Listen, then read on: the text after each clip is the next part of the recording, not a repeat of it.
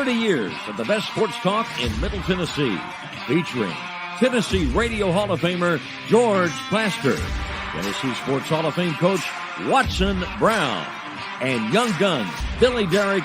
And now, here's your host, George Plaster.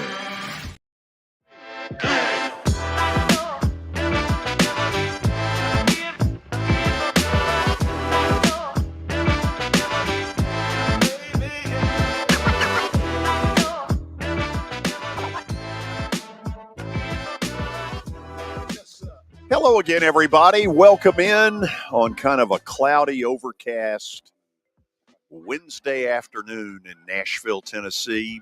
A lot of things going on as you get hockey and baseball and football all kind of converging into one. But given that we are in the middle of football season here at the Fordyce Center in Bellevue, let's get our daily Titans update with Terry McCormick, brought to you by Lori Burnett Leland. She wants to be your mortgage lady. And through the folks at USA Mortgage, that is absolutely possible. So dial Lori up, 615-969-4350. Let's say hello to Terry McCormick, Main Street Media. Terry, how are you? I'm doing well, George. How are you? Good. You seem very relaxed. Here, ready to give my report here, just sitting on the ottoman. How about that? Wow, big word there. So tell me what's going on in Titans land. What is the big news today? Well, a couple things, George. One thing, they're getting ready, obviously, to go over to London this week. So they're getting their preparation in. They actually moved up tomorrow's practice about an hour or so. And so I guess they're going to, leave and head over to London right after Thursday's practice. Today, however, they had some interesting gear on. If you look on my Twitter account, you'll see a video. They were wearing the Houston Oilers helmets, George, from the Love You Blue era. Really? Yes. So they're going to wear those, going to break those out after the bye week when Arthur Smith and the Atlanta Falcons come to town. So they got to break them in practice and get them ready for game work. And so they wore those at practice today. Interesting, several guys not at practice today in terms of during the open period. Traylon Burks, it certainly sounds like he may not be a go this weekend. Again, for the third straight week with that knee injury. Also, Jeffrey Simmons and Tierre Tart both out of practice today. DeAndre Hopkins was not out there during the open period, but Vrabel said that he and Danico Autry would be limited. And also Derrick Henry getting a rest day off, along with linebacker Luke Gifford, who is still battling a hamstring injury, and Elijah Molden, who has also been battling some issues here and there throughout the course of this season. So interesting that, they got one more practice tomorrow before they head to London. It's going to be interesting to see, with all this change and all this maneuvering around, exactly who's going to be healthy enough to play and be out there on Sunday. Terry, let me ask a logistical question here, and I'm not trying to force anybody else's, taste in clothing. But for me, their uniform combinations are hideous. It's one of the ugliest looking uniforms in the NFL. If the fashion police came to their senses and said, you know what, this Oiler jersey looks way better than this vomit they wear now, what steps would have to be taken? What procedures through the NFL do you have to go through to change the look? First of all, obviously ownership, Amy Adams Strunk, would have to sign off on it and say that this is what she wanted to go back to. And so then they would probably start doing some, different research and tests and things like that, samples and all. But I'm with you, George. I think if they went back to the Houston Oilers jerseys and pants and then just had some sort of Titans logo on the side of their helmet that maybe incorporated a little bit of that baby blue in it. I think that could be a huge upgrade for this team in terms of uniform and appeal because, as you know, George, one of the things that the NFL loves to do is to make money and capitalize off of things like jersey sales and merchandise. And to me, the Houston Oilers look is probably a top 5 or 6 uniform around the NFL, uh, of those that either A are currently being used or B have been used in the past. I'll put it on par with the Chargers uniforms, with the old Broncos Orange Crush uniforms from the John Elway early part of his career, and the New England Patriots, the red uniforms with Pat the Patriot on the side. The worst part about it, George, is the navy blue helmet color. The solid navy. That's probably the worst helmet color in the league. I mean, it's amazing what just a white helmet with baby blue will do to help make it look better. Yeah. Terry, could this, I mean, not that I think this is going to happen, but if there was a groundswell after they wear these Oiler things, could it be done in time for next year? Sure. I don't see why not. They're already making the jersey because they're going to have them on twice this year. So I guess, it would be maybe rushing it a little bit, but I think it's something that certainly could be done if the Titans and the league so desire to do so. I don't think it would be a hard switch at all. It's not like they're going to all of a sudden start wearing, green or orange or purple or some color that they would have to make a complete switch with. Well, count me in. What they're wearing now is ugly. And most of the combinations that they trot out, every once in a while they'll trot one out that I like, but it's very seldom. The blue on blue on blue, you can have it. I don't know what it is that's attractive about that. Anyway, enough of my fashion preferences. Terry, will do this again tomorrow, same time, same place. All right, sounds good, George. Thanks. That's Terry McCormick's Daily Titans Update, brought to you by Lori Burnett Leland. She wants to be your mortgage lady, and through the folks at USA Mortgage, that absolutely can happen. Dial her up, 615-969-4350. We say hello to Kelly Holcomb, who is standing by in Murfreesboro. Kelly, how are you? George, really, we're talking about the Titans uniforms. Well, yeah, it came up for sure. I agree with you, though. I mean, I totally agree. I can't believe that. I can't believe that I agree with you. I've always wondered, like, why are those combinations? Like, I love the baby blue of the Houston Oilers. I mean, that was really nice. But what they've got now is just, I don't know. You watch it. I've never thought about like bringing it public, but good gracious, they're not very good, are they? No, this is in lieu of winning. This is what you talk about. When your team has lost 9 of its last 12 in the regular season, it'll come up. Hello, Billy. Hello, George. How are you? I'm good. Good, wonderful. How you feeling about the Braves? Let's move on to the update. Who are they going with, George, tonight? Do we know? Do we still not know? They're going Bryce Elder, and here's the deal. Bryce Elder in the first half of the season was a godsend for them. He really was. But I think he ran into a deal where he pitched more innings than he had ever pitched on the minor league level, was not nearly as effective. My guess is they've told him this, that look, we probably want you for 3 to 5 innings, blow them away, and then we're bringing Smith Shawver, the 21-year-old, in there to do some damage as well, and see if that'll work. Okay. We'll see. 4 o'clock, 4:07. Yes, so earlier start for the Braves. Game 3 in Philly. That crowd is going to be revved up. So I'll be sitting in my electric chair once again.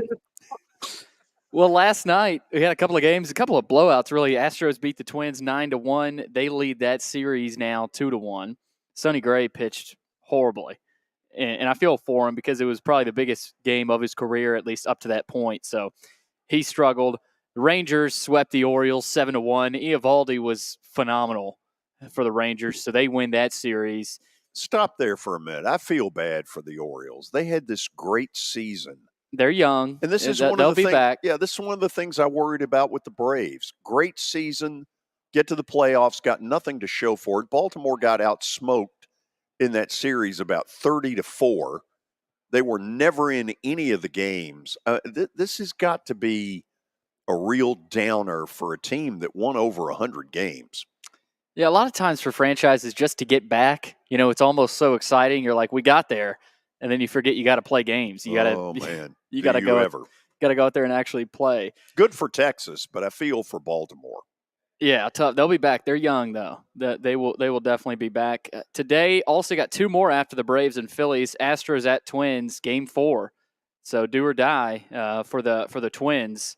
6:00, and then Dodgers D-backs Game 3 tonight. Do or die for the Dodgers. Who are the Dodgers going with? Not sure.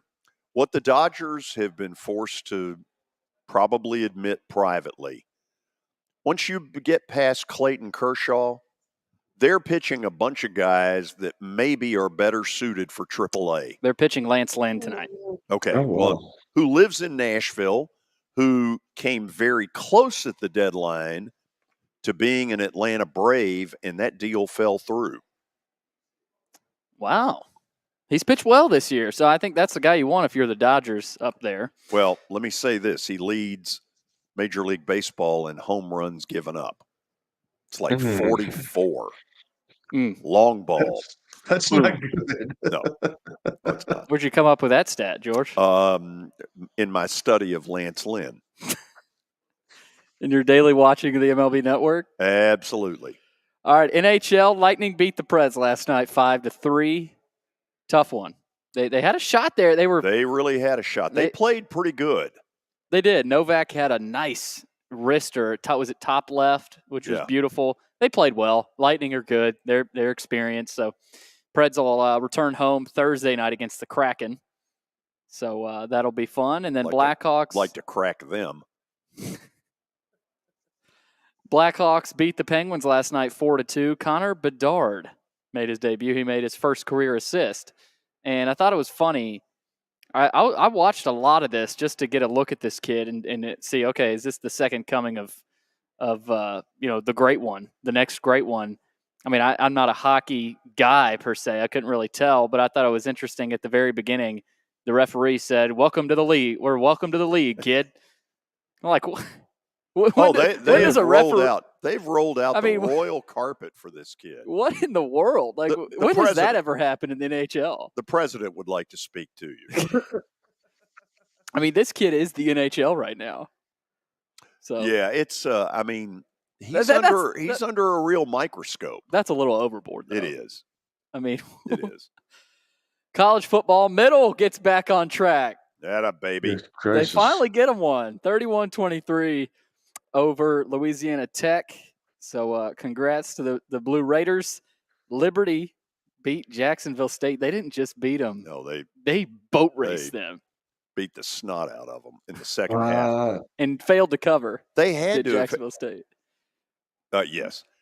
They had to have had 25 minutes of possession in the second half. So if you're going to bring up the losses, okay, and you're going to take a couple of little cheap shots on the losses, which is what you just did. Like it, Billy. Keep going. Then we need to acknowledge the wins. Oh, do we not do that every day? Well, no, I do it. It'd be nice to hear you all say, that record's pretty good. No, we're not going to butter you up, George. Yeah, who cares, George? Both of you move can shove on. it. Let's move on. It's interesting. Liberty has a really good quarterback and a good running back, Quentin Cooley, who transferred over from Wake Forest, who played actually in that Wake Vandy game last year and looked really good. So Liberty's gotten a ton of transfers. They got a huge offensive line. I think they're 6-0 now. So Liberty and Chadwell, he's got them rolling. Yeah, the only thing bigger is their endowment.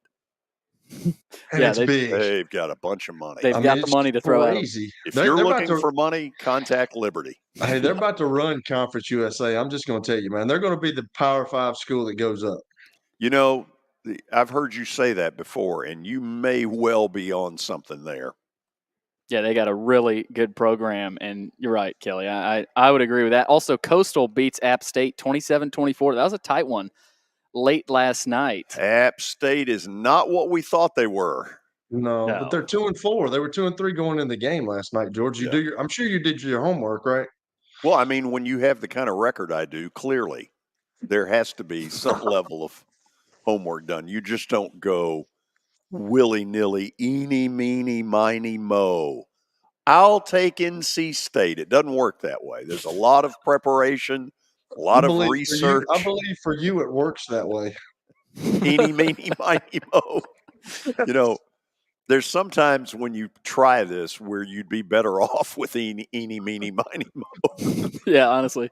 Well, tonight you got a couple more games. There's games every night in college football. These are now. biggies. UTEP at FIU. Woo! Mike McIntyre. Sections available. Back in action. That's a barn burner. And then Sam Houston, New Mexico State. 8 o'clock tonight. Will Sam be there? No, thanks. He's been gone, dog. I know. But he's certainly remembered. Certainly. NFL news, Anthony Richardson was placed on the IR this morning. I think we knew that was coming. He'll miss the next 4 games at least with a right shoulder injury.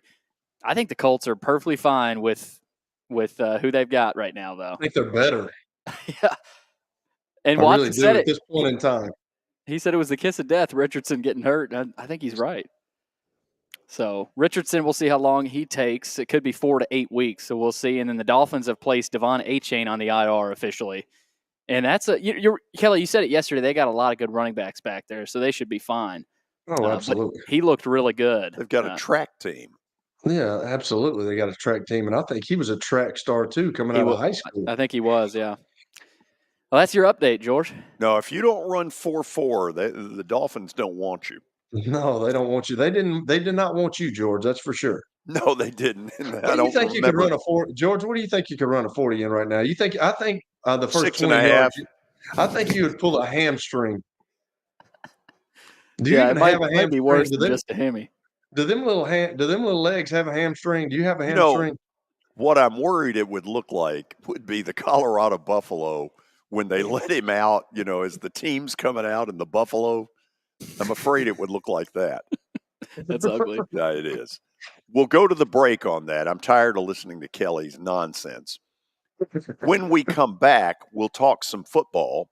Palmer Thombs will join us from down in Athens, GA, and we'll talk about those undefeated Georgia Bulldogs who are going for a three-peat. Stay tuned. It was the most horrible experience that any mother could ever go through. I knew that I needed to get help. My friend, she immediately said, "You need to call Bart Durham." And you guys were there within an hour. You guys are like family for us. Yeah, sure is nice to connect with the people that you're doing your best to help. I'm Watson Brown. I'm Kelly Holcomb. I'm Billy Derrick. We're the George Plaster Show. We've been Nashville's best sports talk for the last 30 years. And you know what? We still are.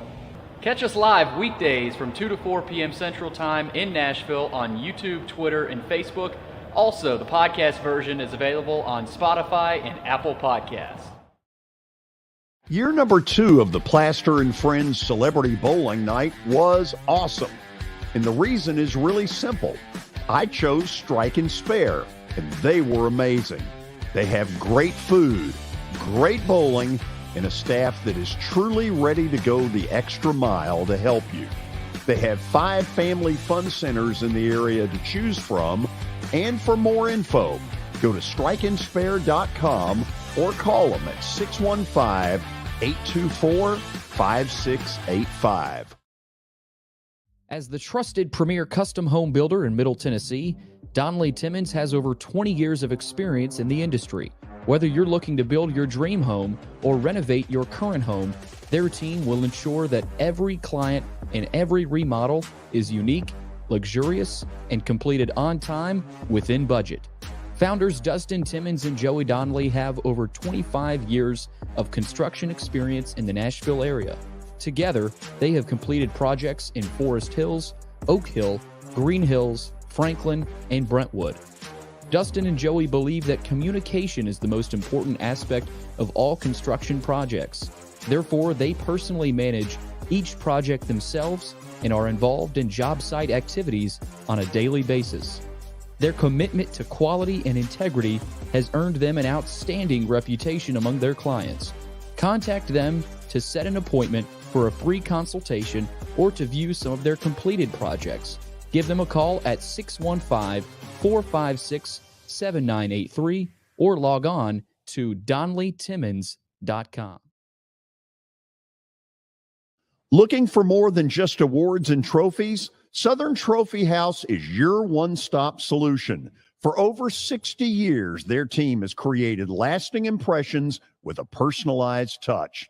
From embroidery to screen-printed apparel to corporate awards, signs, and name badges, they have everything you need to keep your brand shining bright. With their knowledgeable customer service team, you can relax as they create, produce, pack, and ship merchandise and awards on time and on budget. That includes etched crystal awards, custom-cut acrylic, name badges, embroidered Richardson ball caps, banners, screen-printed T-shirts, laser-engraved Yeti cups, and knives. Recognize your hard-working team from Southern Trophy House, where they do their best to help you recognize your best. Located at 2705 Nolensville Pike in Nashville, give them a holler, 615-256-7295. Visit southerntrophy.com. Southern Trophy House, for all your personalization and recognition needs.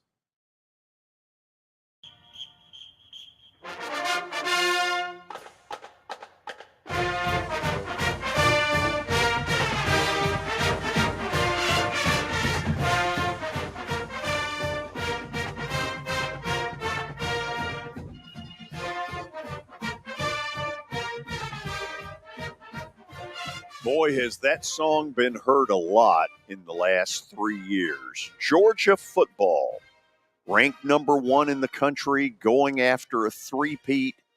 They play here in Nashville against Vandy on Saturday. It's an 11 in the morning game on CBS. And with all of that as a backdrop, we say hello to Palmer Thombs from Dawgs HQ. Palmer, how are you?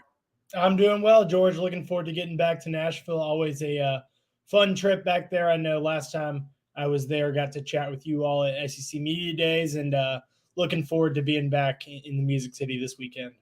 Tell me this. A lot of people 3 weeks ago started to believe that, yeah, Georgia is number 1, and until they lose, they'll be number 1. To the victor goes the spoils. But I know I was one of those saying I don't think they're at Texas's or Ohio State's or Michigan's level. They're just not explosive enough. And now all of a sudden we've had to do a redo because of this blowout of Kentucky. Were those players hearing that kind of talk? You know, it's hard to think that they weren't. You know, obviously with that showing against UAB where they were in a tight one there, you know, early in the half, tighter than expected. South Carolina, they were losing at the half. Auburn, they were tied at the half, but losing during the first half and during the second half some. You know, they played for all the knocks on Georgia's schedule. They played, you know, that schedule a lot tighter than people expected. And so I think that, you know, it was fair to question, you know, Georgia's ranking at number 1. And, you know, I was not surprised in going into any Sunday. I wouldn't have been surprised if Georgia got bumped down from 1 to 2 or 3, because like you said, there were some programs around the country, Texas beating Alabama, Florida State, and their early season success against LSU and Clemson. It wouldn't have surprised me to see any of those teams jump Georgia. But like you said, after this past weekend against Kentucky, they certainly seem to have found a little bit of something that's going well for them. And, you know, a lot of that is Carson Beck related. And I think, that's a whole discussion that we could get into with the timing that it took for him to get comfortable offensively. Mike Bobo as the new offensive coordinator, and then Brock Bowers. I mean, there's probably not a better football player. Maybe the quarterback gets valued more valuable player to their team. There might be a couple quarterbacks that you could make that case for, but there might not be a better football player in the country than Georgia's tight end. Oh, he's an NFL tight end, and he's been an NFL tight end for the last 2.5 years. So let's talk about Beck, because early on it was hard to really know what he is. As you evaluate, you're like, okay, is it they're playing a UL Monroe type, or is it that Beck's really good? So talk to us about where you think these 6-7 weeks in a row of playing college football has improved him. Yeah, I mean, this is a kid that was a very talented quarterback coming out of high school, out of Mandarin in the Jacksonville area. Waited his turn, and look, a lot of people thought that he was going to be that starter when JT Daniels went down in the 2021 season. There was a lot of speculation that he was getting first team reps and that he was expected to be the starter for Georgia before they ultimately ended up going with Stetson Bennett, and the rest was history there. Beck waits his turn, and now he's had an opportunity to, remind people what he's capable of. And I think that Georgia's offense has been shaped around him and his skill sets, along with the players that they've got. They don't have a super deep running back room. The offensive line is better in pass protection than they are in terms of getting downhill and opening up holes in the run game, ground and pound football. And when, like we said, when you've got the best player in the country in Brock Bowers, you've got to find ways to get him the ball. And so Georgia has put some pressure on Carson Beck and said, we're going to put the ball in your hands. We're going to let you throw it around. And, certainly the results have paid off. He's 4th in the country in passing yards. Something that people certainly wouldn't have expected from a Georgia quarterback, especially one that's 6 starts into his career. He's top 10 in completions, very highly rated in terms of completion percentage. And so he's been effective with the attempts that they've put on him. And so I have been very impressed, especially like we said, the last couple of weeks, they've found what works for him, what doesn't. You got to get him going early. They got him really comfortable against against Kentucky. Started the game 12 of 12, and that certainly paid off for them on the scoreboard in the end. What's Bobo's role been in this? Good, not good? Because he had some heavy shoes to fill. Yeah, and he took a lot of criticism early in this because, like you said, there were such big shoes to fill of Todd Monken, who moved on this past offseason to the Baltimore Ravens as their offensive coordinator. Georgia fans fell in love with him because of what he was capable of doing and the game plans and everything that he did over the last couple of years. Again, obviously he had very incredible players to work with, and it helped to have a quarterback that had the experience that Stetson Bennett did. But Monken was a huge part of the success that Georgia had going on to win those 2 national titles. As they move back to Mike Bobo, there were obviously a lot of thoughts that Georgia fans had coming into that, preconceptions there, that they believed coming into this season, this is going to be, the 2010s all over again. And Georgia's going to be a ground and pound football team. And they were not that at all. They have maintained what Todd Monken did, schematically, and they have kept a lot of those same philosophies involved. Certainly took some time for Bobo to get comfortable with that and figure out exactly what works best with this group of players that he's got. And like we said, I think it took time for Carson Beck to get comfortable too, because in all of this, I think that Georgia fans have come away with a much greater appreciation for what Stetson Bennett was capable of doing and the player that he was the last couple of years. Because people assumed Carson Beck, very talented player, just plug and play type guy, and that it was going to be a seamless transition. it's been a solid transition. I wouldn't say it's been seamless, but those two are certainly getting on the same page. As we're 6 weeks into the season. Kelly, say hello to Palmer Thombs. Palmer, what's up, man? How you doing? Doing well, Kelly.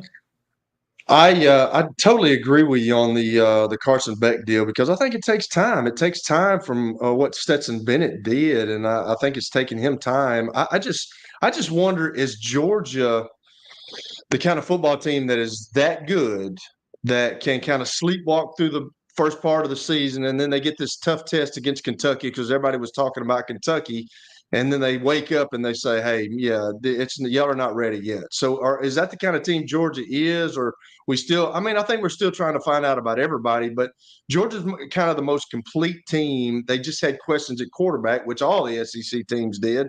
But it seems like he's kind of getting his feet wet a little bit. He's starting to play better, and it looks like the whole team is kind of coming together. And it looked like they kind of sleptwalked to begin the season, but the Kentucky game showed us, they're number one for a reason. Yeah, and I think if looking at that Georgia schedule, what they've played and what they have to play, I think it was important that Georgia did that against Kentucky because it was their first ranked matchup of the season and first real challenge there. And also the way that they responded in that first road game at Auburn in a rivalry game, a hostile environment, because if they didn't do it then and they continued to sleepwalk, even if they continued to win, you're not going to prove anything to a national audience against Vanderbilt. The narrative will just be, oh, well, the competition isn't all that. Then you go into the bye week. And so you're well into the season, almost 2 full months into the season, and you're going into a rivalry game against Florida, a Florida team that's not playing all that well, with questions about what this team is. Because they did that against Kentucky and because they did that in the second half against Auburn, I think that a lot of those doubts have been silenced a little bit. And like you said, there is now a perception that, hey, this is a really complete football team. They've got it going offensively. They've got the quarterback thing figured out. And so, you're moving along well into the season as we pass the halfway point this week. You're moving into the latter half of the season without those questions and concerns. That's just so Brock Bowers. You guys talked about him. He may be the best player in college football. You think you get? I don't know if there's ever been a tight end as a Heisman Trophy candidate. Do you think he'll be in New York? I think he obviously deserves to be there. What are your thoughts? Give me your thoughts on that. Yeah, those West Coast quarterbacks might have something to say. Well, they could. I mean, you're right there. The West Coast quarterbacks could have something to say. Here's what I will say about Brock Bowers is that diving into a little bit of the voting process and how it works. Each of the voters get to list 3 people on their ballots, and I don't think Brock Bowers is going to win the Heisman Trophy. I'll come out and say that. But I think that because of the freak that he is and the player that he is for the position and how special he is compared to everyone else that plays that position and really, that plays a position outside of quarterback, the kind of game difference playmaker that he is, game-changing playmaker, difference maker there. He may get some of that second and third place love, and that could be what gets him to New York as opposed to a lot of the first place attention. It's quite similar to Stetson Bennett in that Stetson finished 4th in the Heisman voting last year, but made it to New York because he was one of those top 4 guys. I don't think Stetson Bennett got a lot of love as the top guy, but because of the story that he had and being the best player on the best team in the country, the guy that was a difference maker for them and moved the needle for them, he got a lot of that national respect. I think Brock Bowers could be in the same category. And look, he's got to continue to play incredibly well. He's put up over 100 yards in the last 3 outings for Georgia. He's going to have to continue to do that, and he's probably going to have to do that against some teams later in the season when all eyes are on Georgia. I don't know that what he's done in September and October so far, I don't know that that's what's going to get him to New York. He's going to have a great day against an Ole Miss, a Tennessee, an SEC championship game. Those are the kind of performances late in the season where you can have that quote unquote Heisman moment. Yeah, and it kind of sucked for him because he's not the quarterback. I mean, they might not throw him the ball. I know they try to get him the ball quite a bit. But, okay, so a complete team. Are there any weaknesses in this Georgia Bulldog football team, you think? Give me your weaknesses.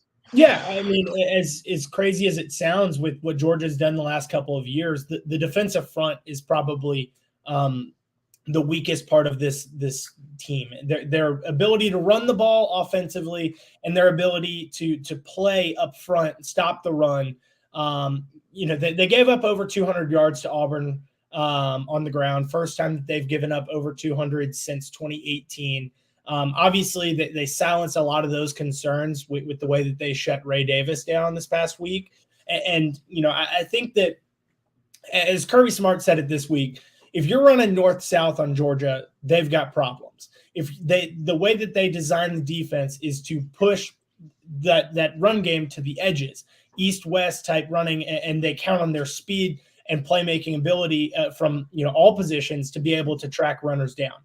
So Auburn beat Georgia on the edges with quarterback runs, with perimeter run game, that kind of stuff. Kentucky didn't do that.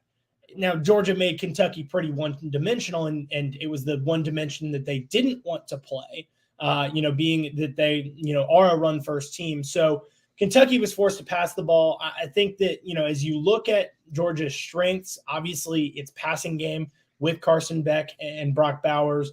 And look, Thomas has come along, a wide receiver transfer from Mississippi State. Marcus Rosemy-Jacksaint is playing very well, a veteran guy. Lab McConkey is continuing to come back from his injuries. They are playing better offensively, and Dejan Edwards has run the ball well. They are running the ball better than they were. It's still not the strength of that offense. Same goes for the defense on the flip side. They are playing the passing game really well. One of the nation leaders in interceptions. They've got talented players on the back end of that defense with Malachi Starks and Javon Bullard at safety. Kamari Lassiter's an all-ACC caliber cornerback. Tyke Smith has played at an all-SEC level, and Dalen Everett at corner is somebody that's gaining confidence. But they are not great up front. They've got linebackers that are capable of playing well in the box. But if you get Georgia out into the space and force those guys to make plays on the edges, that is not where they are best suited to play football right now. So I would say that is a little bit of a weakness, but you got to take it with a grain of salt. And also probably shouldn't be all too surprising of a weakness, considering you lost 4 first-round defensive linemen to the NFL over the last 2 years. Yeah, that's true. So my last question is this. Seems like there's a lot of parity in college football this year. I think the transfer portal has an effect on that. I really do. I think kids are going everywhere, and it's like free agency in football. It's making a bad team really good the next year. So I'm just going to put you on the spot. And I'm sure we've asked you this before, but can they three-peat? I think that they can. If you had asked me this a couple of weeks ago, I still probably would have said that they can, but I wouldn't have felt confident as confident in that. If this Georgia team continues to play the way that they have played the last couple of weeks, they are certainly capable of winning a national championship. They just have to play that way consistently. And in that first half of the season, they didn't consistently show it enough. Like we said, they played with their food a little bit. They sleptwalked through those games, and they were capable of doing that. Now that they've reached a point in their schedule coming up here before too long where they've got, a stretch of 3-4 games that are going to be really tough. Florida in Jacksonville, Missouri is a team that is flirting with that top 25. Ole Miss is a team that is firmly in that top 25, and Tennessee in that same category. Playing 2 of those games away from home, those teams are tough tests. Georgia has to play its best football when it matters most. And then obviously moving on from there, they're going to play, much better competition in an SEC championship game, should they get there, and the college football playoffs. So when they are playing their best, they are certainly capable of winning in a third straight. Are they capable of doing that consistently? That's the biggest question with this team. I think that they are, and I think that they've shown that the last couple of weeks, but they have to continue to show that. Palmer, I don't know if you knew this, but Vanderbilt hasn't scored a touchdown on Georgia in 5 years. 19. Yeah. Well, so 2018, did you say 2018? 19. Okay, so 19, that was a last second touchdown and within the last 30 seconds, I think.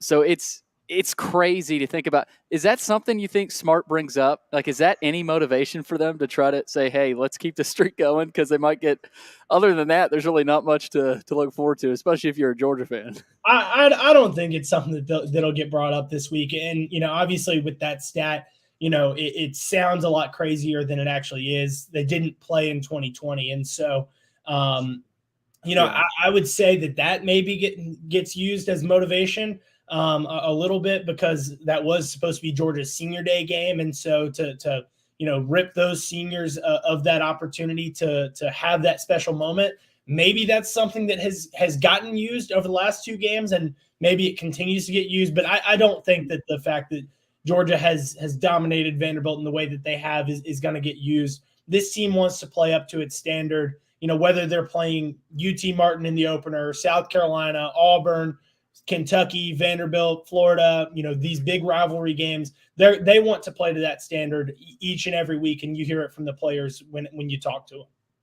Palmer, appreciate you doing this. Hope that you get to see a lot of family and friends when you're in town, and thanks as always for the visit. Of course. Appreciate it, guys. Thanks, Palmer. Thanks, Palmer Thombs joining us from Dawgs HQ. After the break, we'll talk some Georgia. We'll also talk some Vandy, because there's some things that need to get aired out on that end. Stay tuned. Forget the fact that Sir Speedy Music City is owned by my BGA classmate James Warren. Their work stands on its own merit.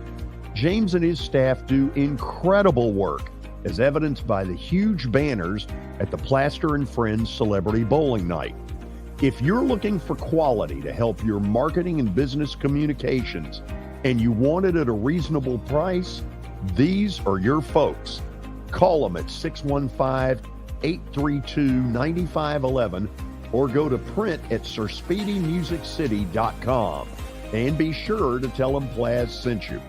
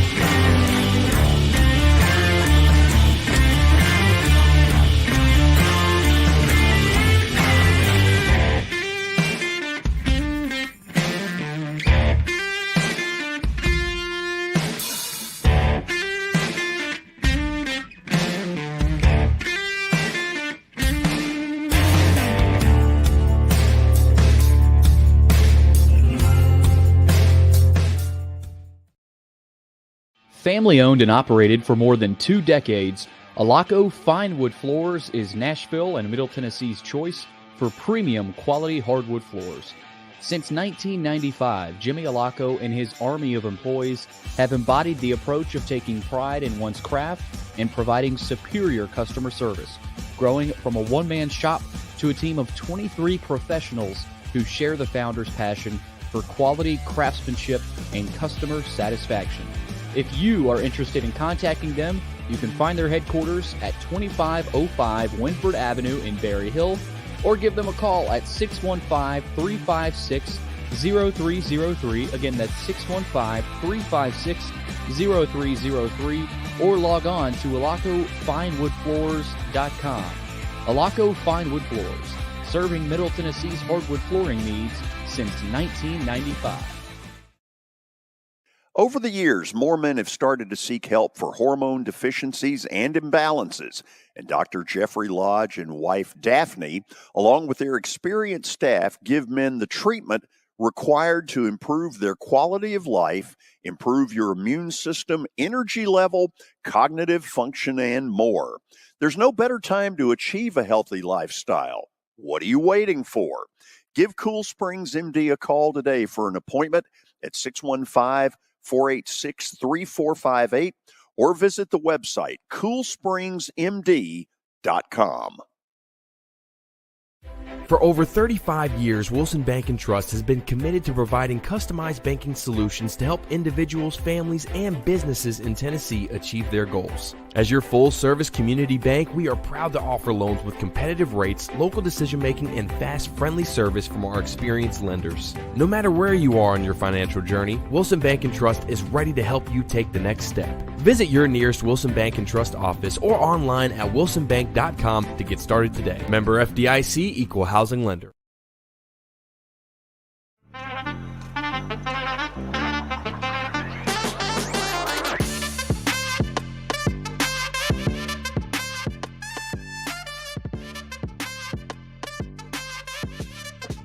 I ain't gonna handle it.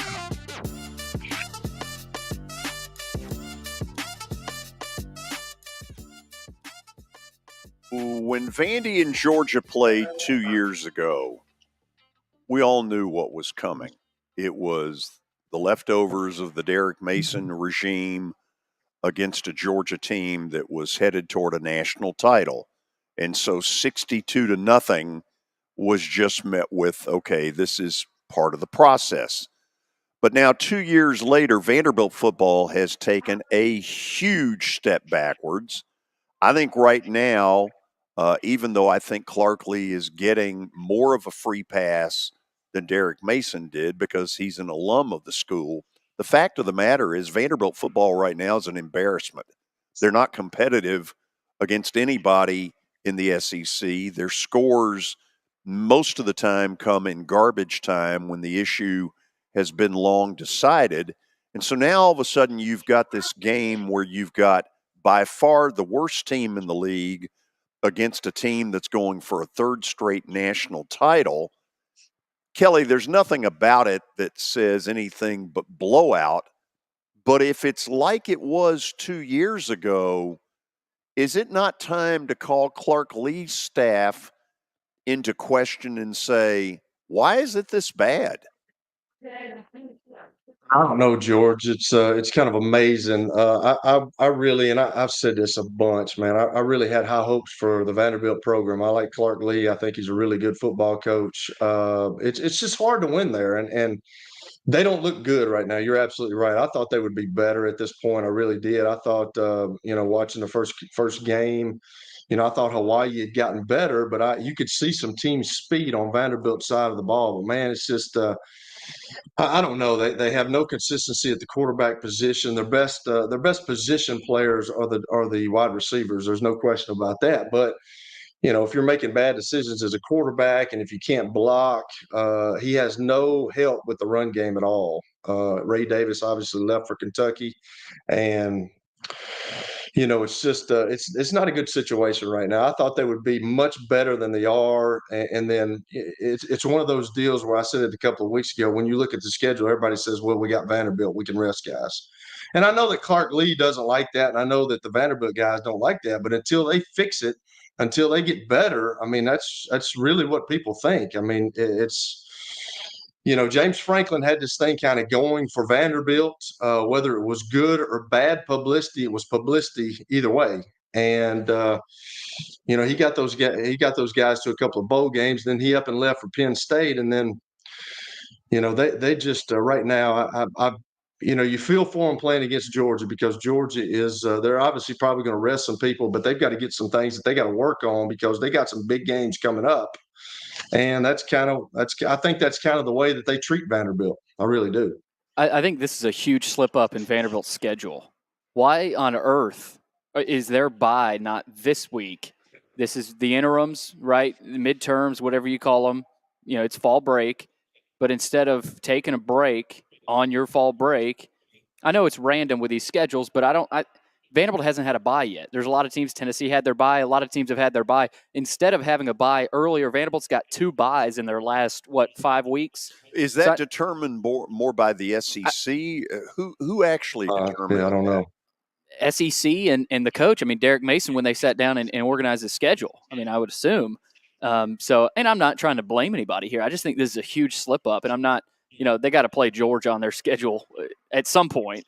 So I think it comes after UNLV loss. This is they're coming after their fifth straight loss. This is going to be their 6th straight loss. and then you tack on Georgia. So mentally, and we used to talk about Alabama and the effect of playing Alabama, the hangover effect of playing Alabama. I think that's same deal. That's here. Georgia now. Yeah. You know, so I think if you're Vandy, what hope can you find?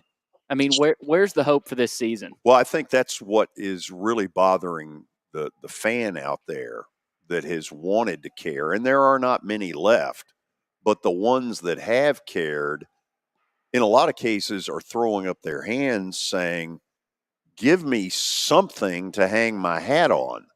Because, whether people like hearing this or not only have they not played good football, they've played stupid football. Yeah. The level of stupidity that come out 3 or 4 of their games is shocking. And it's embarrassing. And, some of it falls on a coaching staff. It just has to.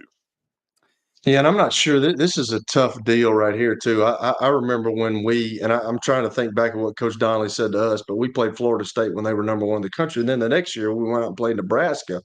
And you're not going to win those games. This is a game that they're going in against Georgia. Like, as a coach, it's a little bit different in the NFL because anybody can beat anybody on any given day.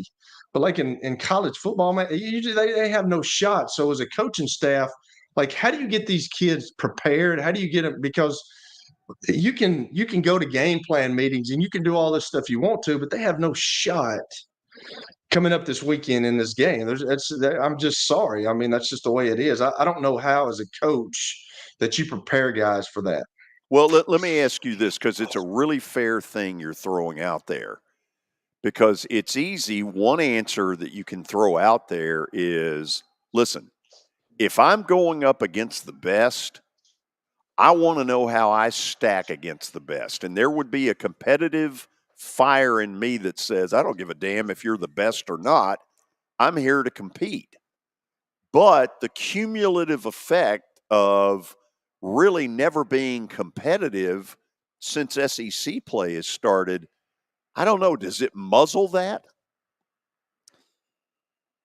I mean, well, here's the deal. Like with this transfer portal, that breeds something else too, because you look at Florida State and the Jared Verse kid, that's the defensive end for Florida State. He played at the University of Albany, and they saw him on tape, and that's how he got recruited. So if you're a kid on Vanderbilt's team, maybe you go after that. I don't know if you can say that as a coach in college football, but like as a kid, you've got to say, hey, man, I might be able to transfer. If I'm going against the best team and one of the best players in the country, if I smoke him and if I play well against him, then people are going to watch me and they're going to see me on film. Maybe that gives me an edge to go somewhere else. Maybe that's how you do it. But I don't think as a coach you can say that to your kids. No, it's impossible as a coach. But as a player, Kelly, Will Shepard's probably a good example here. He can put some good film on tape against one of the best defenses in the country, for his NFL draft chances. Same with a guy like C.J. Taylor. I mean, they've got a few NFL guys of their own. I think their punter is an NFL punter. We've seen him. He's one of the best in the country. So it's good opportunities for individual players. But, yeah, as a coach, I don't really know what you say. I mean, I heading into a game like Georgia, last week's different for Kentucky. Like Mark Stoops, you've got some hope. I mean, let's go compete. But Vandy, and they're coming into your house, but it's going to feel like Athens. So, well, yeah, they're going to have 90% of that crowd, and that's a whole that's a whole other battle. Different matter that I don't get into nearly as much as I used to, because I think that battle has long since been lost on Vandy's end. One more thing on Vandy here. Let me ask you guys this: going back to that UNLV game. If Vanderbilt would have beaten UNLV, and they're sitting at 3 wins right now, what, 3-5? Would it be 3-5 or 3-4? They're 2-5, so 3-4. They've got to be 3-5. Yeah, 3-4. 3-4. So they're 2-5 right now. So they're sitting at 3-4. 3 more wins. Let's try to pick off a couple more wins down the stretch. But if they would have beaten UNLV, does that change anything for you right now, or no? Just because of how SEC play has gone. Well, I'll start it. I mean, it might have been a tad bit better. There were some storm clouds that came out of that game. The first one for me being they couldn't even run the football against UNLV. that was shocking to me how bad that piece of it was. Yeah. The stupid stuff that went on in that game had to have players privately going, what the hell? What's going on? They have to have that. They're human. They had to have that reaction. And, I think it took a toll. I think it took a mental toll that may not have anything to do with the scores that they've played in. But since they, when they got to Kentucky, they didn't show a lot of zip early in that game. That felt like a UNLV hangover. Yeah. Now what it feels like is they're not nearly talented enough. And I don't think they are where he thought they would be at this point in the rebuild because, frankly, they look like Derek Mason's teams at the end. Yeah, Billy, they really do. Billy, I don't know if you know this, but I know that I'm sure they got some transfer kids in, but how many guys transferred out? Because I know they had one big offensive lineman that went to Alabama. Yeah, not many, actually, Kelly. I think 8 or 9 guys ended up leaving. But, of those guys, Ray Davis, had a kid go to Auburn. Some really good players. You know what I'm saying? So that's kind of seems like that's kind of what it seems like for Vanderbilt until you get over this deal about you got to win football games. You got to win a significant football game, not just a couple here and there, but guys go to Vanderbilt and it's like going to a MAC school or somewhere like that. And they get some film, of themselves and they play really well. And then they say, hey, we're going to transfer. I think that's kind of the place that they're at right now. That's it's the new era. Yeah. Kind of thinking. Absolutely. Okay. When we come back, we'll have stat of the day, which clearly in recent weeks has also been a disaster for us. We are 0 for October. I think it's fair to say. Keep the heat on him, Matthew. Yeah. Then we'll get to Danny Evans and we'll talk to him about has baseball goofed up on the reward for the 1 and the 2 seeds because the early returns are, they have. Stay tuned. Convenience and value, 2 words that we expect when we do business. Our goal at JHA Company is to deliver just that, both to our school partners and to our customers. Whether you're purchasing photos, yearbooks, class jewelry, letter jackets, school spirit wear, or senior graduation products, we strive to make the experience easy, convenient, and cost-effective. Find out more at jhacompany.com or call 615-867-6345 for more information. JHA, one source, one company. You were in a crash. Yeah. Your kids were in the car with you. We're very lucky to even be telling this story to you. Nikki treated us like family, and she was very caring and loving, and I'm just so grateful for that. She was somebody I could trust, and being a veteran, that's so important to me. My kids are going to have a better life now because I don't have to worry about those expenses that we were out. Your family has really created a legacy of trust, and I would recommend you to anyone. Star Physical Therapy was established in 1997 with one great mission: to serve. If you're hurting, don't wait to receive physical therapy. You don't need a referral to see their physical therapist, and early morning and evening appointments are available. Make the call to 615-673-1420 and get rid of that pain. Star Physical Therapy, the official health provider of Football Friday.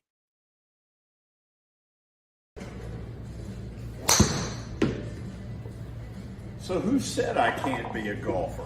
Well, you know what? This is X Golf, located just down the road from the Fordyce Center in Bellevue. This is fun. It'll improve your golf game, and you need to stop in and check it out. 8138 Sawyer Brown Road, and who knows, I may get to 200 before it's all over. All right, I'm here with my buddy Chip Ward from Lincoln Home Loans. And Chip, it's football season, and it feels like it's moving season every time of the year, especially here in Nashville. Tell us about your business, Chip, and kind of introduce people to who you are and what you do here in the Nashville area. Well, you're exactly right, Billy. It is definitely moving season, as it is most times, especially right here after Labor Day. Kids are back in school, and people are starting to think they want to get settled in before the holidays. And so what we are doing is right now we are getting a lot of people pre-approved for home loans. Inventory has ticked up a little bit. It has been down, but it's rebounding a little bit. And right now is a good time to buy. Chip, real quick before I let you go, tell people how they can reach you. And if someone is interested in your business, how would they reach out to you? Well, sure. At Lincoln Home Loans, you can reach me at 615-500-7579. My URL for my application page is chipward.net, and my email address is simply chip@chipward.net. And so I'd love to hear from anybody. I can answer any questions about the whole home buying and financing process.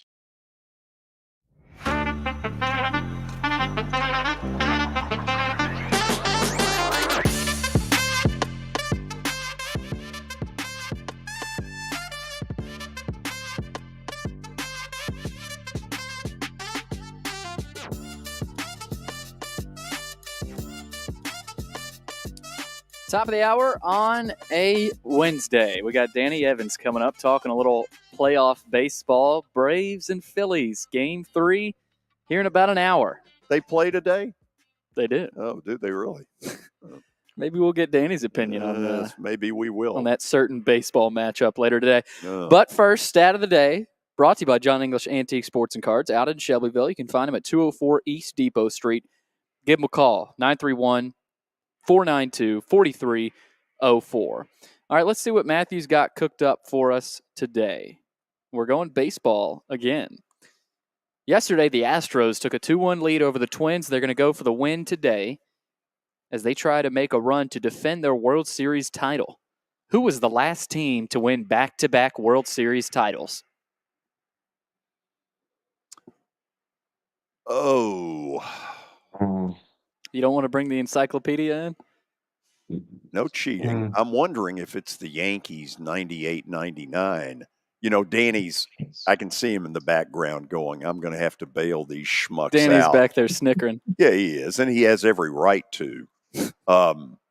That's what I'm going with. That was the only thing I thought of. The only thing I thought of was Yankees. 98-99. Let's see it. Boom. Bang. From way downtown. Bang. Wow. Got it. My God, the last time we got one.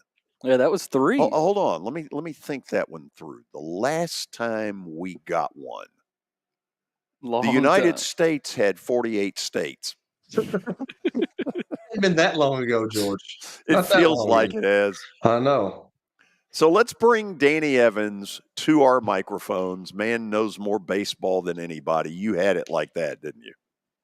Well, General Eisenhower would have been proud of you, George. So, wow. So I want to share a little theory with you to start this. And you tell me what you think. And if you think I'm right, where is this going? You ready? I'm ready. I think MLB's intentions were really good. They wanted to reward the 1s and the 2 seeds with that 5 days off.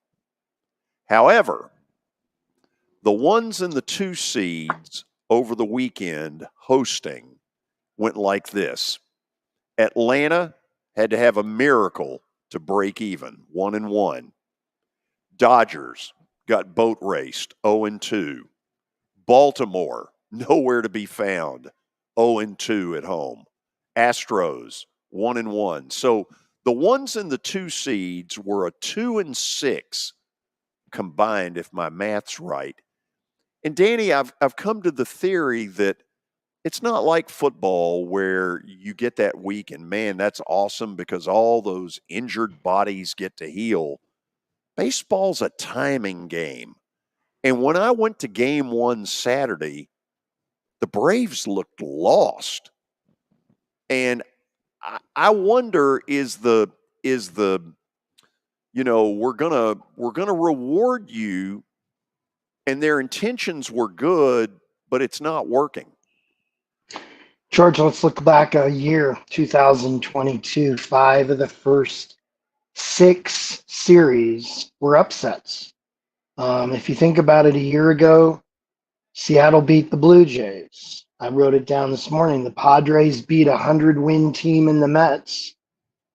Philly beat St. Louis when everybody was picking St. Louis to potentially go to the series.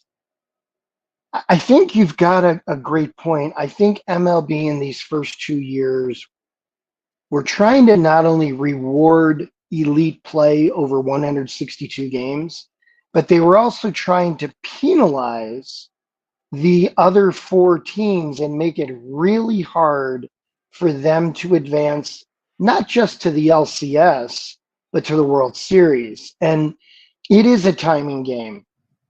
You know, I've heard a lot of people say, well, you take 5 days off for the All-Star game. George, the 60 to 70 best players in baseball play in that game. Those are the guys who dictate the outcome of more games than any other games during the year. So while the lesser players, and, you know, that's a sizable majority of the game, but the elite guys don't get any time off. And I think what we see is the teams that are hot going in, stay hot, keep playing. We make a lot out of their rotations being unsettled. But you know what, George? They're in the middle of trying to win every game they can. And there's a sense of urgency. I think you're allowed to set up your rotation, which does benefit. I mean, it certainly does. Look where the Braves are in games 4 or 5 of this series. I mean, that's a real big deal. After tonight's game, regardless of the outcome, you got 2 really good guys going in game 2 and 3. You get some rest, you rest your bullpen, and you get home games. George, there's a couple different ways you could tweak it. You could make it a 7-game series, and therefore the first game. And I did a little research this morning. In all best of 5 series, George, 89% of teams that go up 2-0 win, and 71% of the game 1 winners advance. So what you're really doing, it's a bit counterintuitive, and little did we know, but you know, there's all sorts of things to consider. But I think when you take a look at the Orioles, clearly the elite team in the American League, clearly. I mean, they were head and shoulders above everybody else. They could not get it going. I predicted that a couple weeks ago when I said the lights might get a little bright and the preparation might get difficult. But one of the hardest things of the postseason, George, is when it comes to hitting and preparing for the game. And that's this. And I know you get this, and I know Kelly gets this. You go through a routine for 6 straight months where you go through various things that you do before every game. And then suddenly you have 300 members of the media on the field and in the clubhouse, and most young players get messed up. I've seen it. I mean, I've seen it in person where they don't prepare. They get absolutely submarine their first at bat, and it's all downhill because they're just not ready for, you know, for me, for the anxiety of the games. Everything's at a different level. And, you know, and I did say I thought the Orioles might feel that because they're, you know, they're a young club. But to see some of these other teams, and look at the Dodgers. I mean, the Dodgers offense is offensive right now. And you take a look at some of the other clubs, but then the flip side, look how great Texas has been. Yeah. And Texas sputtered the last 2 weeks of September. It actually became a positive for them to have to play that wild card game. Now, George, I've heard some people say they should go back to a 1-game wild card. Well, the problem with that is it really penalizes the 3rd seed, the division winner who doesn't get the initial bye. I mean, that's not right. You play a 1-game playoff. I've been in a couple of those. They're horrible. I mean, you have no idea how the outcome's going to be decided. But I do think there'll be a tweak. I don't know exactly what it was, what it'll be. But clearly, when you look at 8 of the first 11 series over these 2 years being upsets. It's not good for the game to have the best teams eliminated in the first round. It's not good for the ratings. And you know what it's not really good for, George? It's not good for the true baseball fans to see the elite clubs. Part of the mystique of the game is seeing the great players and its great teams deeper into October. They're playing a lot of day games right now. And that's another thing that guys struggle with. The shadows, George, are horrible. Yeah. They're horrible. So as a result, there's a lot of things working against clubs. And I just think, there will be some tweaking, but clearly what we're seeing right now is a surge of the middle to lesser seed teams. When you say there will be tweaking, who tweaks? Who gets brought into the discussions? It's a collectively bargained process, George. So the Players Association, Major League Baseball, I would think the networks get involved, and some of the really great people in the game are on panels that, you can really help dictate the flow of the sport. I participated in many of those, and I'll tell you what, it's a blast because you have to check your, I would say, personal beliefs. Yes. And you got to look for what's the best interest of the game. I mean, George, I'll say this and that because you're a Bravos fan. Thank God for that play the other night, because otherwise we'd be looking at the possibility of the Dodgers and the Braves getting eliminated tonight, and that's not good for the game. But that play at the end of the ball game was one of the most miraculous plays you will ever see at the end of any game, let alone a postseason game. So, Danny, I've always thought the rule of thumb on the play that ultimately ended it was that Harper should go as far as second base and he can't go a step farther. Why do you think? I mean, I know that in the back of his mind, he's saying the ball is over Harris's head. I'm going, but he can't do that. Yeah, one of the most aggressive base runners in the game, George. And he has a mentality I wish more guys had. I'm going till I'm stopped. Whereas most guys are stopped until they're told to go. Harper, has shown us a couple times in this postseason. He's aggressive as can be. He ran through a stop sign in the first game of a playoff game, about a week ago. I agree with you, but I also think from his perspective, he does not think that ball's going to be caught. It's a backhand play for the outfielder. That's a tough play. But also, so many things have to go right for him to be thrown out. I don't fault him at all for being aggressive. I fault him for perhaps not going. I mean, for me, I kind of like the aggressive side. So getting beyond the bag is one thing. For the fans, you have to retouch the bag. You got to go back to second and get to first. And if you don't, you're out. So as a result, he had to go back and arc and get to second and get to first. And it weren't for Riley's heads up play, which was very Jeter like. That was just an absolutely miracle play as you described it. But I don't fault him. I think it was more the result of two really spectacular plays. Okay. In our city, which is sort of new to professional sports, we've had two scenarios where it felt like another team owned our team, and it was frustrating. There was a point where the Ravens seemed to own the Titans, and there definitely was a small period of time where the Blackhawks, basically, they were the Predators' daddy. And there was a game in particular. Now, don't get me wrong, Chicago was really good, and they were good enough to win it all. But in the first round, they had a game 5 where they were down a goal. The Blackhawks were in Chicago. The Predators had a man advantage and allowed Chicago to score, and I went berserk. I was like, this should never have happened. Anyway, my whole point to it is sometimes in sports, it happens where one team seems to own another. in spite of what happened Monday night, do the Phillies have something on the Braves that the Braves don't want to admit? You don't know unless you're in that clubhouse, George. I think the Twins absolutely had that with the Yankees. I was on a couple clubs that, we knew in a couple cases that we had the upper hand, and we knew in another case we had the lesser hand. I remember being with the White Sox, and we just knew the Blue Jays had us. They were senior to us.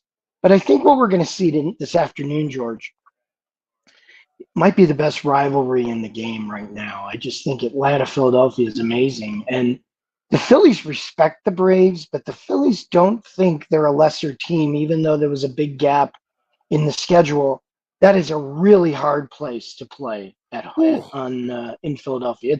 It's nasty. I mean, they're throwing batteries. They're screaming at you when you get off the bus. I mean, George, I said to a friend of mine last night at dinner that it's the most hostile environment, and it gets more hostile when you start listening. They say things about your family members that your mother-in-law wouldn't say, and you hear things that you don't ordinarily hear, but they also bring it. I mean, they really bring it. But George, there's one thing about the crowd.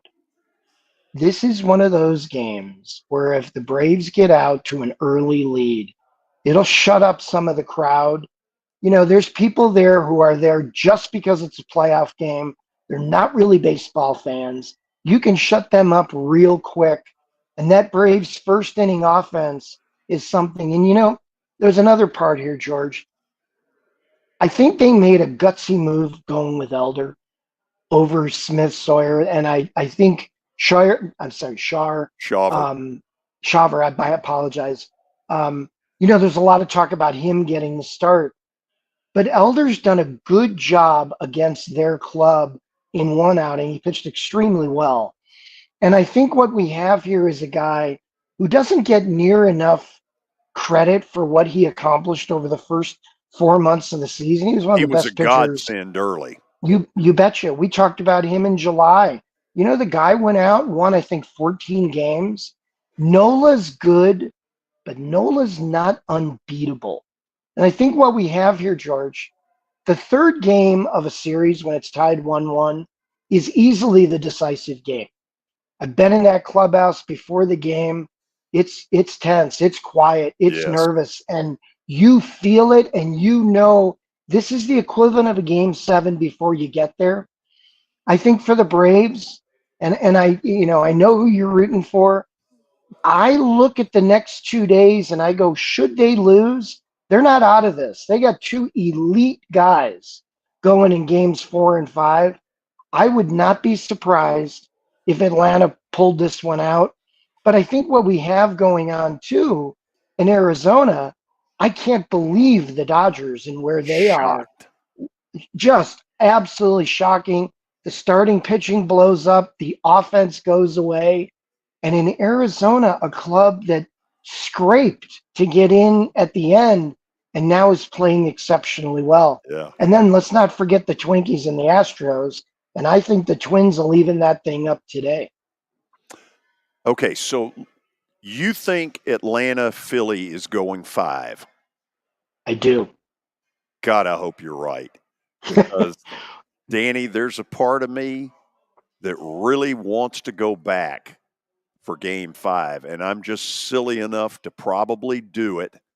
Other than the game, I loved being there for game 1. I mean, you know what amazing. It's like. You and I share a love of being in a major league stadium.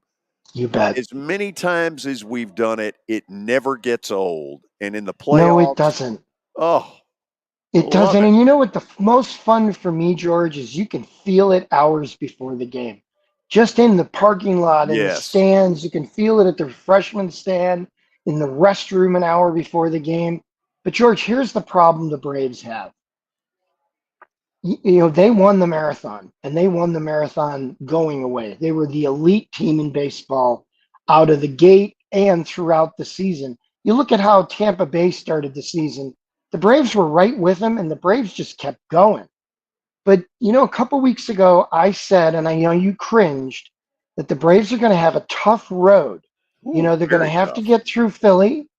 Then they're going to have to get through either Arizona, the Dodgers, and then the American League team. That is not an easy trek.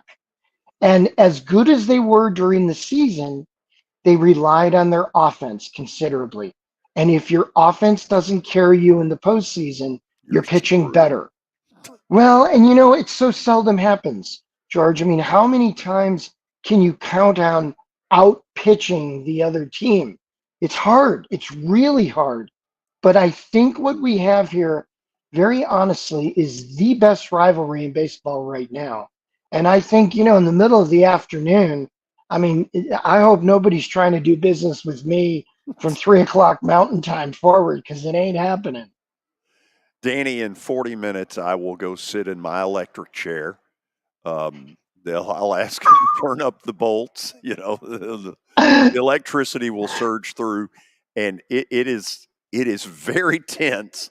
So I'll tell you this. I told this story on the air yesterday. So I'm at dinner with three really close friends, Mm-hmm. and it's at one of our friends' house, who knows that, look, I need to have the clicker. And I tried very hard to show a level of composure, even though it wasn't going well. And when Darno hit the homer, I was like, it ain't over yet. That's when right. Austin Riley hit the homer, I came unglued because I wasn't sure that he'd gotten enough of it. And I got off the couch and yelled, where the whole neighborhood could have heard it, "Get out!" I've been there. Everybody looked at me like, "What's wrong with him?" There's all of us who I'm are a fan. all of us who are involved with this show right now, we've all been there. I mean, we've all been there, and we've been there because that's why we follow sports. We follow it for the uncertainty. We follow it for the excitement. I was at dinner Saturday night with a bunch of people who don't like baseball at all. Oh my God, they had the wrong person. They really did have the wrong person. And you've met Kathy, and Kathy said to them about a third of the way through dinner, "You just have to excuse him for any outbursts because this is playoff baseball." And one of the people said, "Oh, I didn't realize they're playing it." And I just said, "Oh, they're definitely playing." And Kelly and George, it's okay. I mean, I just, like Bedard last night. I was at dinner with some friends last night, and I didn't think the Blackhawks would beat the Penguins last night, and they win. scored a goal. And one of my buddies goes, "I can tell from that look on your face, something's good is happening in Pittsburgh right now." And I said, "Oh, don't you know it? It's all good." And love it. And I think, here's the problem I've got, and for the three of us and everybody listening, these day games just destroy your day. I mean, you're done. 2:45 Mountain Time, forget it. The rest of the day, I mean, it's like, don't bother. I mean, the world stops for the next 8 hours, and I know that's not necessarily healthy, but it's pretty healthy for me, so I'm good. Right. Kelly, it was bad enough Monday that when it got to 3-0, I went out for about 5 minutes and raked leaves. Hey, Danny, I actually watched the game the other night. Unbelievable. I couldn't believe how much I was telling George and Billy yesterday. Hold on, Kelly. Yeah. Let me go to the break and then share all this with him. Okay. Okay. We'll get the miracle of Kelly actually watching baseball when we come back. It was the most horrible experience that any mother could ever go through. I knew that I needed to get help. My friend, she immediately said, "You need to call Bart Durham." And you guys were there within an hour. You guys are like family for us. Yeah, sure is nice to connect with the people that you're doing your best to help.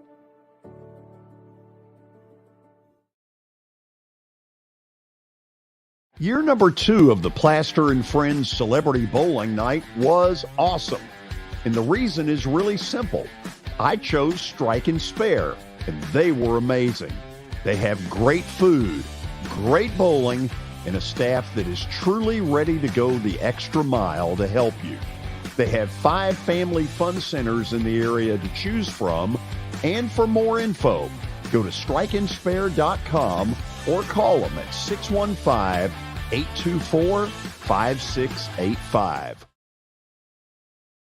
As the trusted premier custom home builder in Middle Tennessee, Donnelly Timmons has over 20 years of experience in the industry. Whether you're looking to build your dream home or renovate your current home, their team will ensure that every client and every remodel is unique, luxurious, and completed on time within budget. Founders Dustin Timmons and Joey Donnelly have over 25 years of construction experience in the Nashville area. Together, they have completed projects in Forest Hills, Oak Hill, Green Hills, Franklin, and Brentwood. Dustin and Joey believe that communication is the most important aspect of all construction projects. Therefore, they personally manage each project themselves and are involved in job site activities on a daily basis. Their commitment to quality and integrity has earned them an outstanding reputation among their clients. Contact them to set an appointment for a free consultation or to view some of their completed projects. Give them a call at 615-456-7983 or log on to DonnellyTimmons.com. The George Plaster Show is Nashville's best sports talk, 2 to 4 p.m. Monday through Friday on Twitter, Facebook, and YouTube. There's a podcast version available on Spotify and Apple Podcast. Looking for more than just awards and trophies? Southern Trophy House is your one-stop solution. For over 60 years, their team has created lasting impressions with a personalized touch. From embroidery to screen-printed apparel to corporate awards, signs, and name badges, they have everything you need to keep your brand shining bright. With their knowledgeable customer service team, you can relax as they create, produce, pack, and ship merchandise and awards on time and on budget. That includes etched crystal awards, custom-cut acrylic, name badges, embroidered Richardson ball caps, banners, screen-printed T-shirts, laser-engraved Yeti cups, and knives. Recognize your hard-working team from Southern Trophy House, where they do their best to help you recognize your best. Located at 2705 Nolensville Pike in Nashville, give them a holler, 615-256-7295. Visit southerntrophy.com. Southern Trophy House, for all your personalization and recognition needs.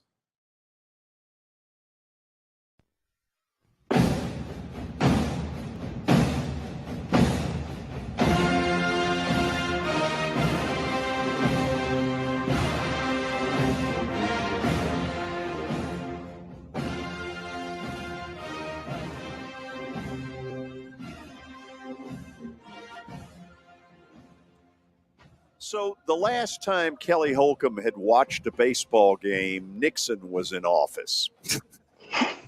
And now he admits that he turned on the TV Monday and watched my team. He probably, if I'm guessing, Danny, he was rooting for the Phillies.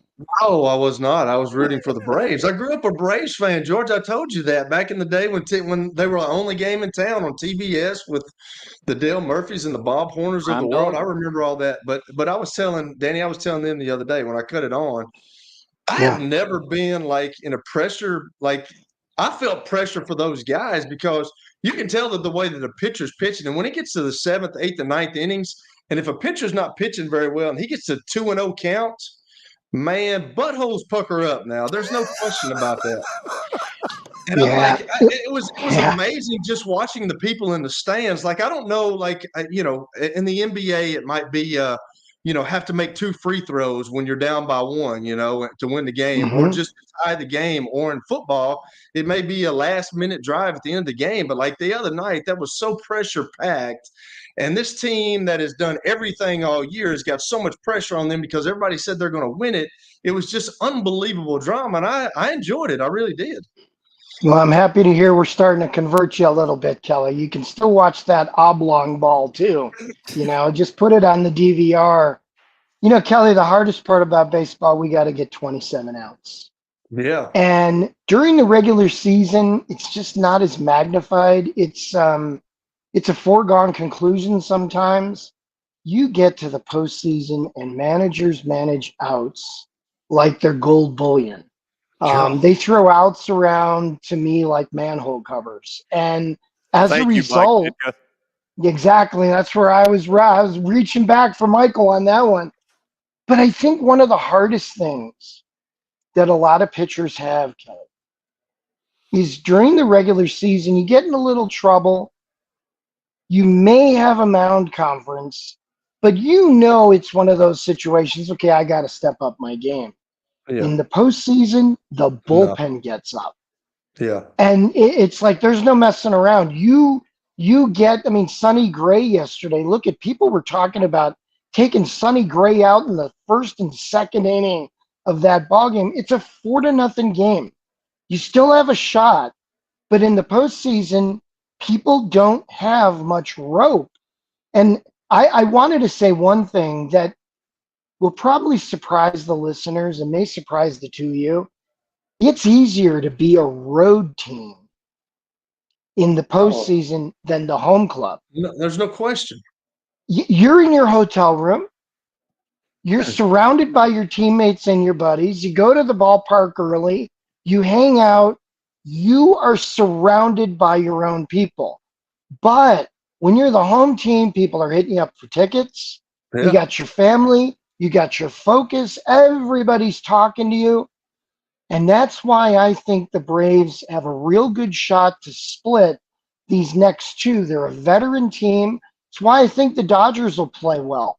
Because you're surrounded by comfort. And you go to the ballpark so stupid early because you just want to escape and you want to get with your own. I remember one day I went to a playoff game in Toronto at 11 o'clock in the morning for a 6 o'clock start, and the entire team was almost already there.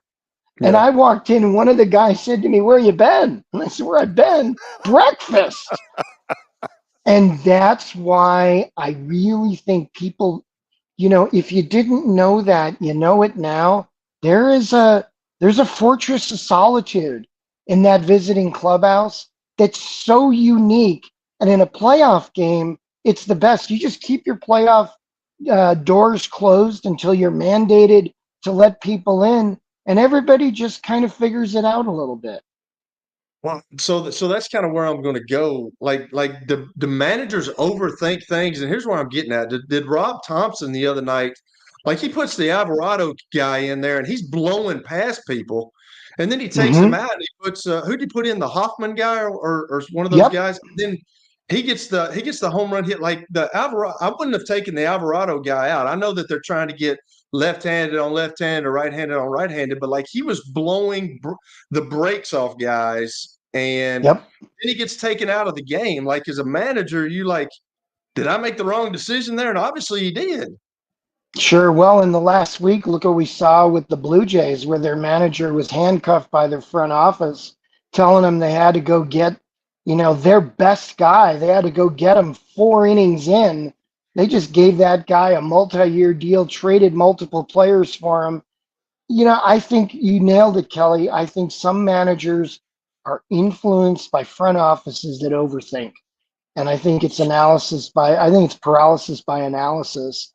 And I think the shame of it is some front offices just absolutely strap the manager and tell him what needs to be done. I understand playing the percentages because I think it's the right thing to do in many cases, but you got to go with your gut. Remember Dusty Baker last year in the postseason? I know, George, you'll remember it. He came out and he asked the pitcher, "What do you think? What do you got?" And the guy talked his way into the ball game and they got the outs. I think what you see here is 3 of the senior guys in baseball are still alive. Bochy, Baker. Take a look at how when you really kind of define it, the guys with a lot of experience, they float very well on their backs this time of the year because they go with their gut and their players trust them. And I think the problem is, in some cases, guys who don't have a lot of experience are afraid of doing things on their own. They take input from the front office. I mean, shame on the Blue Jays for not even coming clean about, dictating what the manager's moves were going to be in that playoff series. But it happens so often, but in a veteran dugout, it does not happen. So you look at the three senior guys who walked into this postseason as skippers, they're still all alive. And I think there's a good reason because they don't let the game get too fast during the postseason. Right. So I know these 0-2 teams that are going on the road, they've got to pull out everything to win. But like, give me some perspective on if you're 1-1. If you're like, just take the Braves, they're going to the Phillies. You would love if you're the manager of the Braves to win game 3. Are you going to go all out in game 3 to win that game? Like, do you do anything different pitching wise? Or do you say, well, I would like to win this game, but if we don't, we've still got some guys for the fourth game for sure, and maybe the 5th game. So how do you treat that 3rd game if you're the Atlanta Braves? An outstanding question, Kelly. For me, my philosophy, if you're a road team, game 3 in a tied series, you play it like it's game 7. Okay. And my reasoning would be this: you don't have last bats. I want to steal that game and then split the last 2 because I got a home game in game 5. And that's a big deal. Yeah. But in the Braves case, look at the 2 starters they have going. Strider and Fried? I'll take my chances with those 2 guys. I'm not going to do worse than a split with those 2. So I look at it, Kelly, and I was around a really great manager in a 1-1 series, and I asked him the very question that you just asked. And he said, Danny, you're going to see things tonight that I haven't done all year. He said, but I told the players yesterday, this is my game now. I dictate the game, and we're going to play it my way. You got us to this point. Here we go. And I know George probably doesn't want to hear Snitker, like that, and I know a lot of fans don't. But if you seize game 3 in Philadelphia, it's a whole different ball game the rest of the way. And that's why I believe, and I'm a big fan of going for the moment. I remember Jimmy Leland saying to me, the great manager, said, I don't care about tomorrow. I just don't care. If I can win tonight, I'll worry about tomorrow after tonight's game is over. It's a great philosophy. A lot of people don't like that philosophy because it makes them uncomfortable, the ambiguity, the uncertainty. But Kelly, when you got that game 3 W in your back pocket, I'll tell you one thing, the other club knows the momentum has changed. And, for me, I could give a damn about game 4. I got to win game 3. That's kind of what I think. I'm kind of with you. So my last deal is, and I presented this to George yesterday, the play by Harris, throwing it back in. It's kind of like the Derek Jeter play when he got Giambi out. And I brought up Kirk Gibson. The home run that he hit. I remember being a kid, and I remember seeing that home run from Kirk Gibson. Is that play going to be remembered in those annals of the game? Yes. And you know what? Instincts are rewarded at game time like that. I mean, there's no way Riley should be where he was. Right. But he was completely engaged following the ball. And Kelly, in baseball, it's called following the ball, which only the great instinctive ones do in that situation. A lot of guys stand around, get caught in the moment. For Harris to quickly regroup and get the ball back in was huge in terms of awareness and game awareness. But that throw misses the cutoff guy and misses the trailer. But you know what? Riley's there. And that's instincts. And I believe, and George and I have talked about this in the past, instincts show up at the most opportune times, but you can't teach them. Right. That guy, sometime in his life, was told by somebody, trail the ball late in the game when you're up. He trailed the ball. That was a really tough play. And a lot of people don't look at Riley as an athletic type guy. That was a very difficult off-balance play, and he made it look spectacular. And the other thing, Kelly, it's a big deal that Olsen was on the bag and that Olsen was there. A lot of first basemen stray. Again, good instincts. Get to the bag. The ball might find you. Danny, as a head coach, as a manager, do you talk to Bryce after that and try to figure out what he was doing, or do you blame Bryce much there? No, I leave him alone. I want Bryce Harper to stay aggressive. You know what? Everything had to go right, Billy, on that play. And for me, I love when guys are go, you stop me, instead of stop, you go me. And, that's what makes Bryce Harper a tremendous base runner, always has been. I've known Bryce since he was 14, 15 years old. He's always about let's go. I didn't think he did necessarily anything wrong. I think the combination of Harris, Olsen, and Riley, just a spectacular play at game time. Wow. What great stuff for the last and 40 minutes. And George, the Japanese first baseman that we talked about 3 weeks ago, Sasaki-san, is coming to the States. He is coming to play college. And Vanderbilt, as we talked about weeks ago, is considered one of the strong options. And I think it's a huge thing for the sport that the greatest slugger in high school history in Japan is going to circumvent the draft and come to the American game and play college. It's huge for the sport. It's an undertold story right now, but it won't be soon. Yeah, no, I agree. And we can talk more about that at another time, George. Thank you as always. You got it. Have fun this afternoon, folks. Yes, I'll be sitting in my electric chair. No question. It's what it feels like. See ya. See you guys. Okay, we'll go to our final break.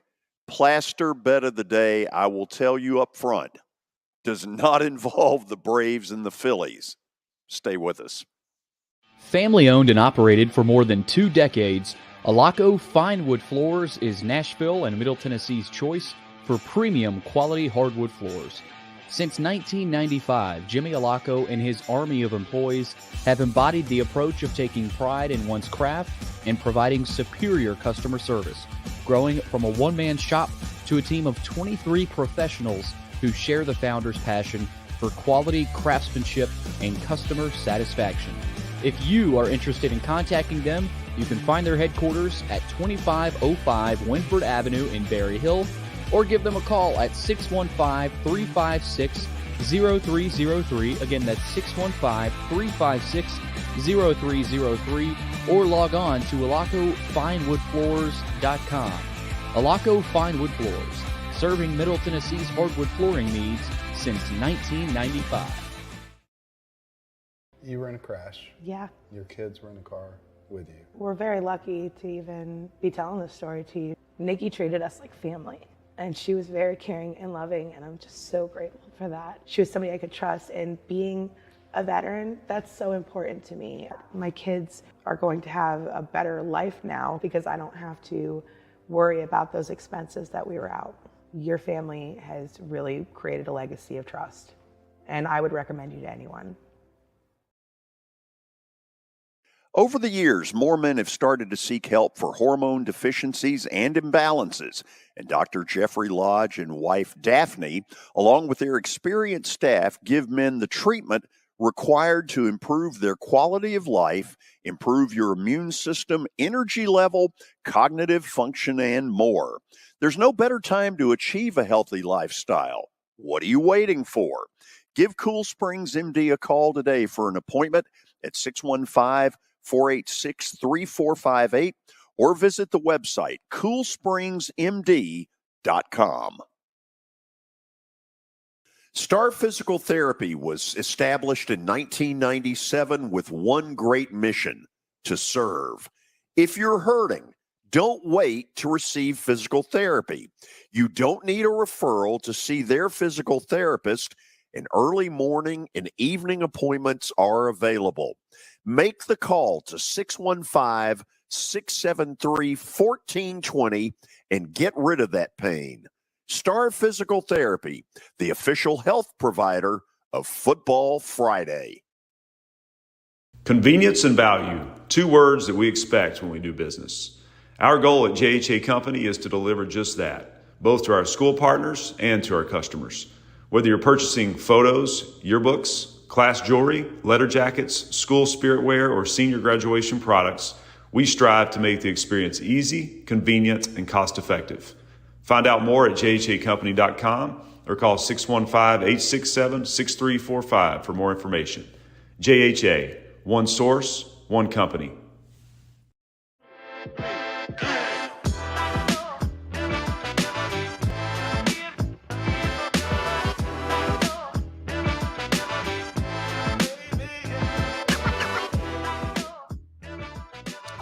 Braves and Phillies, game 3, about 30 minutes away, George? Oh, yeah, something like that. Looking at a 4:07 to be exact. They'll first strap pitch. me into the electric chair and turn Buckle on up. the bolts and Keep it tight. Braves are going with Bryce Elder. Phillies going with Aaron Nola. So we will see what happens. But first, Plaster's Bet of the Day brought to you by Bart Durham Injury Law. Give him a call. Not stat of the day. What are we doing? Yeah.